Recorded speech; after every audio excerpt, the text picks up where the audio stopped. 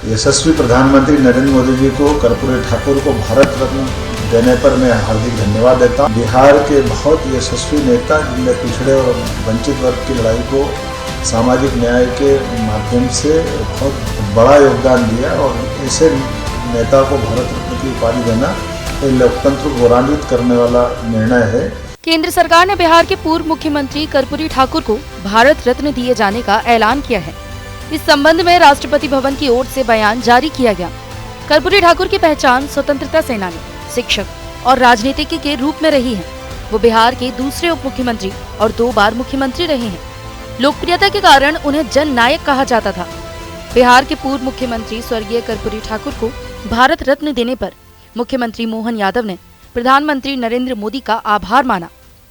यशस्वी प्रधानमंत्री नरेंद्र मोदी जी को कर्पूरी ठाकुर को भारत रत्न देने पर मैं हार्दिक धन्यवाद देता हूँ, बधाई देता हूँ। बिहार के बहुत यशस्वी नेता जिनने पिछड़े और वंचित वर्ग की लड़ाई को सामाजिक न्याय के माध्यम से बहुत बड़ा योगदान दिया और ऐसे नेता को भारत रत्न की उपाधि देना ये लोकतंत्र को गौरवान्वित करने वाला निर्णय है।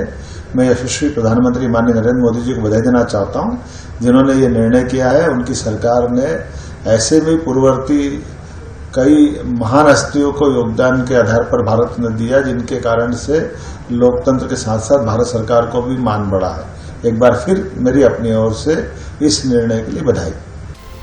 सीएम ने साफ कहा कि इससे लोकतंत्र के साथ साथ भारत सरकार का मान बढ़ा है और वंचितों और पिछड़े वर्ग में विश्वास बढ़ेगा।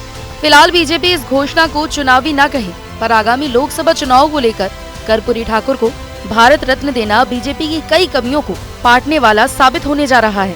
बीजेपी के सामने फिर से सत्ता में लौटने के बीच 2 चीजें बड़ी थी। संयोग ऐसा कि दोनों ही प्रतिरोध का कारक बिहार ही बना। एक तो राज्य के मुख्यमंत्री नीतीश कुमार की ओर से जातीय सर्वे कराना और दूसरा बीजेपी के विरुद्ध इंडिया गठबंधन को खड़ा करना।